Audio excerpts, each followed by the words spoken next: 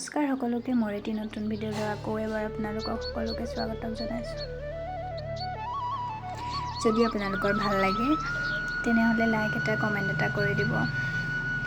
সহজতে পোৱা বস্তু বেছি দিনলৈ টিকি নাথাকে, কিন্তু যি বস্তু বেছি দিন টিকি থাকে সেই বস্তু কেতিয়াও সহজতে পোৱা নাযায়, হয়নে নহয়? আনৰ মুখৰ পৰা শুনা কথা তৎক্ষণাত বিশ্বাস নকৰাই ভাল, কাৰণ সত্যৰ তুলনাত মিছা কথাৰ প্ৰচাৰ বেছি। মা শিক্ষিত হওক বা নহওক, পৃথিৱীৰ শ্ৰেষ্ঠ শিক্ষক মাই হয়। বন্ধুত্বৰ মাজেৰে খঙক জয় কৰিব পাৰি, শান্ত স্বভাৱেৰে দুষ্টক দমন কৰিব পাৰি, আৰু সত্যৰে মিছাক জয় কৰিব পাৰি।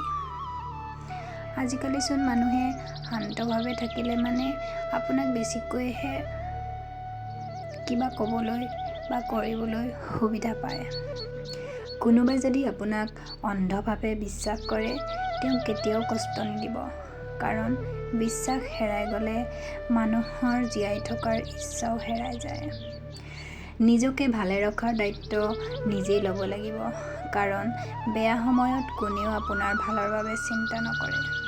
আৰু এটা কথা, পিতৃৰ টকাৰে লাখ-বিলাস কৰাৰ কোনো আনন্দ নাই। পিতৃৰ টকাক লৈ অহংকাৰ কৰিও কোনো লাভ নাই। আচল আনন্দ তাতহে পোৱা যায় যেতিয়া টকা নিজৰ উপাৰ্জনৰ হ'ব আৰু অহংকাৰ আপোনাৰ পিতৃয়ে কৰিব। হিংসা কৰি আনৰ ক্ষতি সহজে কৰিব পাৰি, কিন্তু কোনোদিনেই নিজৰ উন্নতি কৰিব নোৱাৰি। জীৱন হ'ল চিয়াঁহীৰে অঁকা এখন ছবি, যাৰ কোনো অংশ ৰবৰেৰে মোহাৰি পেলাবও নোৱাৰি। এগৰাকী সুন্দৰী নাৰীৰ কাষত আপুনি দুঘণ্টা বহি থাকক, সময় কেনেকৈ পাৰ হয় আপুনি গমেই নাপাব। কিন্তু যদি প্ৰচণ্ড গৰমত ৰাস্তাৰ মাজত 2 মিনিট খোজ কাঢ়িবলগীয়া হয়, এনে লাগিব যেন আপুনি 2 মিনিট নহয় 2 ঘণ্টা ধৰি খোজ কাঢ়ি আছে। এইটো অপ্ৰিয় হ'লেও সত্য কথা। নিজকে নিয়ন্ত্ৰণ কৰক, তাৰ পিছত আনক অনুশাসন কৰিব। নিজে নিয়ন্ত্ৰিত হ'লে আনকো নিয়ন্ত্ৰণ কৰিব পাৰিব, কিন্তু নিজক নিয়ন্ত্ৰণ কৰা খুবেই কঠিন। এখন কিতাপ 100জন মানুহৰ সমান, কিন্তু এজন ভাল বন্ধু এটা পুথিভঁৰালৰ সমান। আপুনি এটা চৰাই পোহক, সেইটো এদিন উৰি গুচি যাব পাৰে। এটা কাছ পোহক, সেইটোও গুচি যাব পাৰে, কিন্তু আপুনি যদি এজোপা গছপুলি ৰোপণ কৰে তেন্তে গুচি যোৱা সেই চৰাইটোৱে আহি গছজোপাত বাঁহ সাজিব, কাছটোৱে আহি গছৰ ছাঁত জিৰণি ল'ব। নিজৰ হতাশাৰ বাবে আনক কেতিয়াও দুখ নিদিব, বৰঞ্চ নিজকে দুখ দিয়ক, কাৰণ আপুনি আনৰ পৰা বেছি আশা কৰিছিল। জীৱনত যদি সাফল্য অৰ্জন কৰিব বিচাৰে তেনেহ'লে এই 3টা চৰ্ত মানিবই লাগিব। আনৰ পৰা বেছিকৈ জানিবলৈ চেষ্টা কৰক, আনতকৈ বেছি কাম কৰক, আনৰ পৰা আশা কমকৈ কৰক।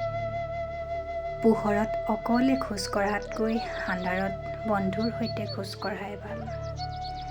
যদি আপুনি কোনো এটা কাম কৰিবলৈ অত্যাধিক সময় লয় তেন্তে আপুনি সেই কাম কেতিয়াও কৰিব নোৱাৰে।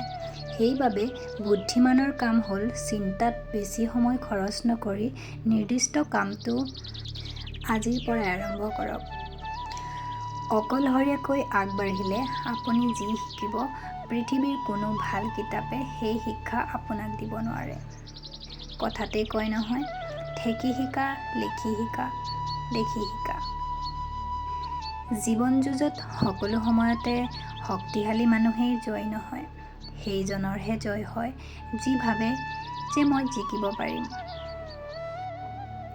কাৰো ওচৰত নিজৰ গুণ বখনাৰ প্ৰয়োজন নাই, কাৰণ যি আপোনাক ভাল পাব তেওঁৰ এইবোৰৰ প্ৰয়োজন নাই, আৰু যিয়ে আপোনাক ঘৃণা কৰিব সেইজনেও এইবোৰ বিশ্বাস নকৰে। কাৰণ আপোনাৰ কথা কোনেও নুশুনে।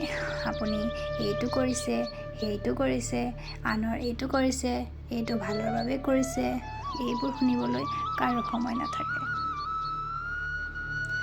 জন্ম লাভ কৰাটো ভাগ্যৰ ওপৰত নিৰ্ভৰ কৰে, মৃত্যু নিৰ্ধাৰণ কৰে সময়ে।